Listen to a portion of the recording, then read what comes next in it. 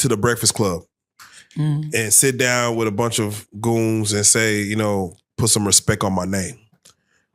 From what you know about him, what do you feel that came from? Like, just what you know about him. Like, what was he on? Like, for him to not talk about nobody, because he told Charlamagne, I seen you at this other thing and I could approach you then, but I wanted to come talk to you in your face on your platform. What do you think that was about as far as knowing the man? Probably tired of people playing with him. Because you notice he never respond. He don't respond to people like that. Just look. Well, a lot of people say stuff about him. Facts. Even when he was going through the stuff with Lil Wayne, he ain't really say, he ain't gonna say nothing. You might hear it through other people. You ain't gonna really directly hear it from him until you hear it from him. You know what I'm saying? So it goes back to you then. He never really told you, like you said, if you would have just came at me and told me you liked me or something, we could have, maybe had some. But you just kind of didn't say nothing, and then you seemed like you took it out on me through other ways. $1,500 to sell, that's all. Like, these are disrespectful things. It's disrespectful, and it's crazy because me and E just had this conversation, and I'm like, you know what? Like, I didn't want to come here, and I didn't want to relive and bash him because I'm a woman of my word, and I didn't want to talk bad about him in the media because we were supposed to be working towards building a relationship.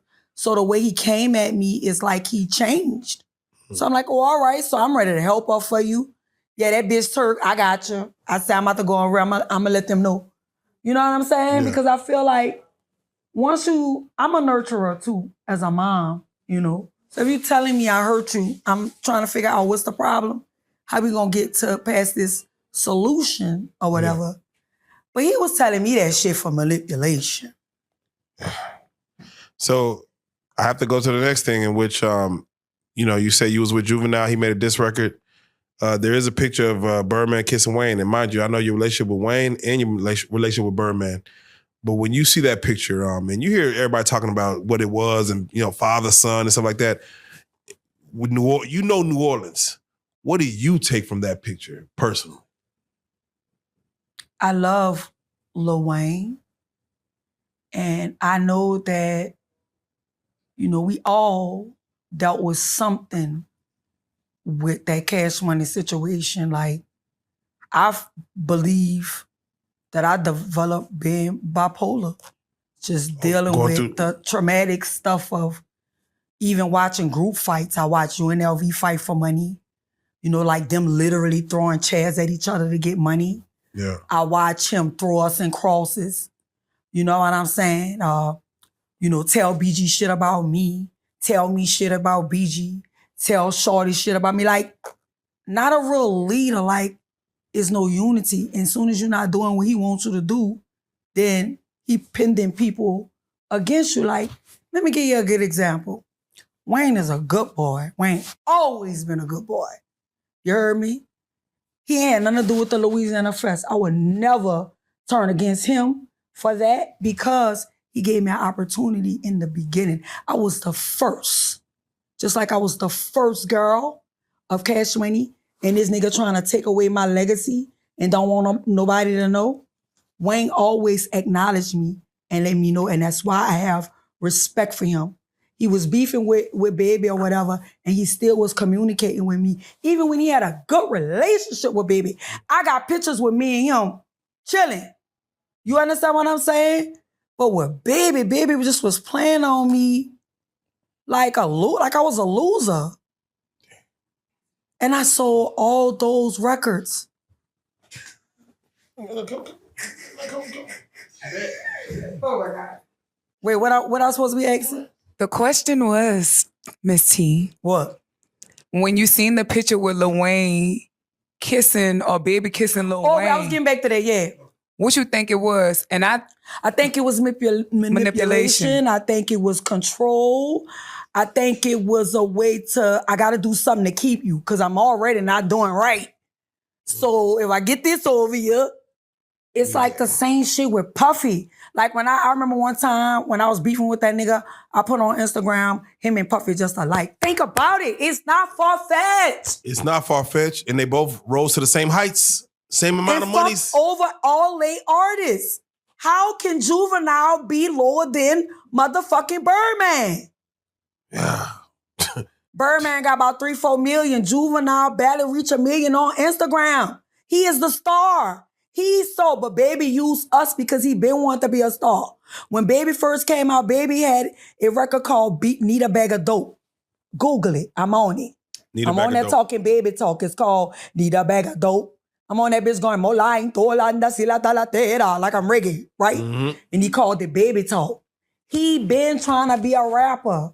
They wasn't feeling him. He was Baby, B32. Yeah. So big timers. Yeah, so that's when he started, when the opportunity, we already did the groundwork. Nigga, we sold all the records. Yeah. UNLV was selling 300,000 fucking records from Southwest and Selecto hits back then. Mm. The guy Lil Slim video I sent you. Yeah. What he told you, we was on 40 and 50,000 records. At the time, we was beefing with this record company called Big Boy, right? Yeah. We was beefing with them. But Big Boy was showing off on us. I talked about that, remember? Yep. They had more. They had limos. They had all kind of shit. We were struggling and barely getting paid.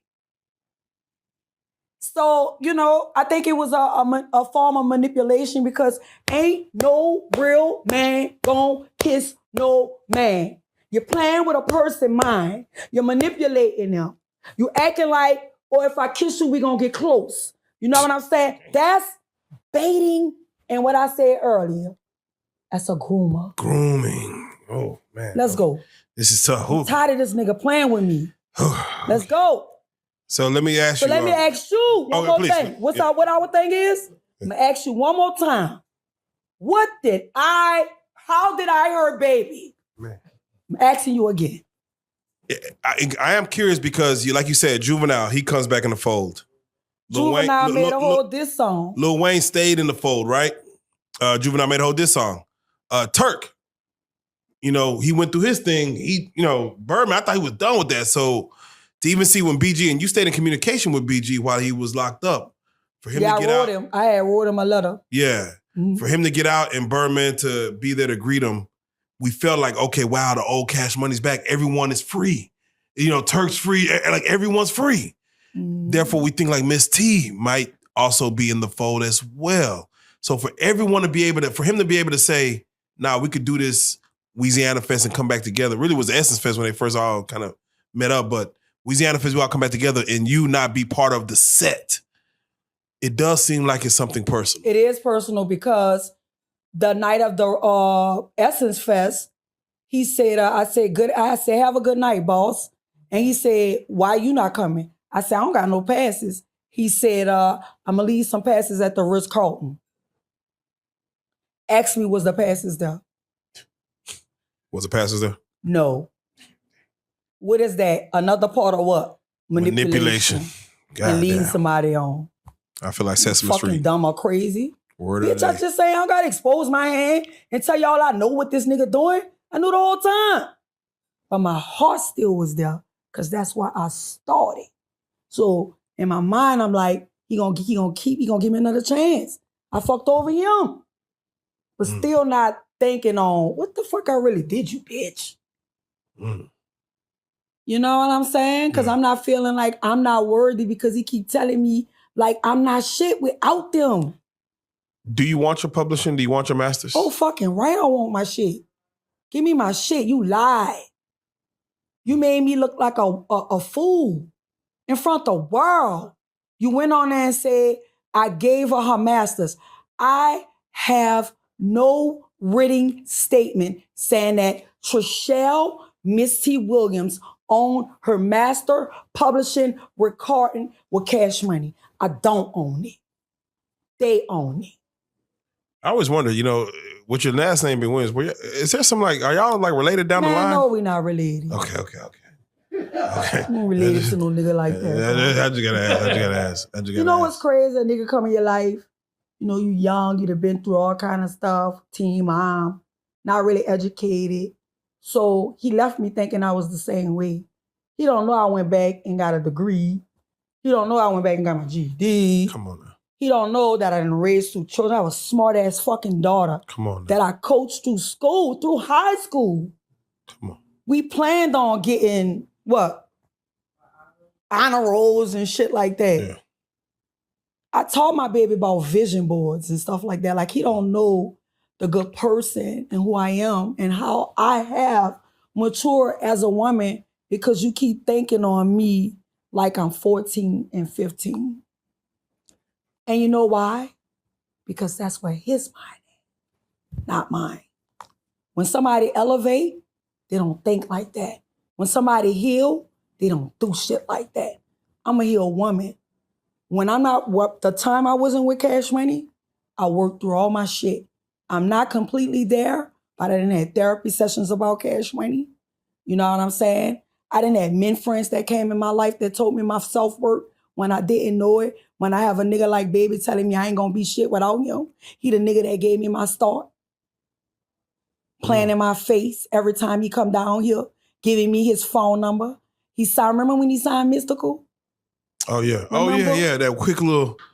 Oh, another stone across my fucking Band-Aid across my heart. Oh, Fat, you want to come to Miami? Yeah. I'm going to get my travel guy, Josh, to call you back. All right. Yeah, we doing a video with Mystical. My last $300 in the bank, getting my health fixed and everything. He told me he was going to call me. Travel guys, Josh going to call me back. I ain't never hear from Baby. So I'm going to ask you again. How did I hurt Baby? You trying to dig this puzzle up, bitch. Yeah, we digging this puzzle. Because he told me I hurt him a couple of months ago, he just said. So since you opened these old wounds, do you not worry about what like Tony Braxton might feel about all this? Fuck no. I never was interested in him like that. I was a young girl. I didn't like a nigga with a funky breath. But baby, and no disrespect, I'm just telling you, I'm just trying to put you in the mind of a teenager. Put in the mind of a teenager you met at 14 and an old ass nigga at 20-something years old. You're not looking at him like that, man. He got goals in his mouth. His breath funky. I'm a musty kid too, but I'm saying, you not looking at that. Well, was he bald back then? He wasn't bald, but he had the Sanford's cut. He cut all his hair off because he had that little cut. Okay, yeah. For a minute. I thought you might like dreadheads or something, maybe. Nah. Okay.